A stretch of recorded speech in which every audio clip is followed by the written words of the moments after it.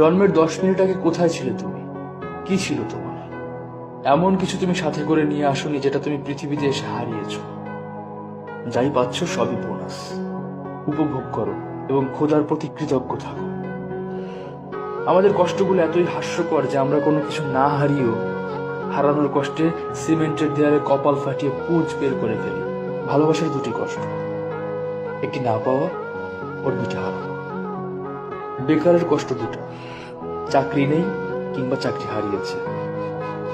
গরিবের কষ্ট তিনটা না দুটা, টাকা হারিয়েছে, ঘরে টাকা নেই। মানুষ সুখ না পেয়ে কিংবা হারিয়ে দুঃখ পায়। মানুষ প্রতিনিয়ত এটা সেটা হারিয়ে কষ্ট পায়, কেউ কেউ আবার কষ্ট হারিয়েও কষ্ট পায়।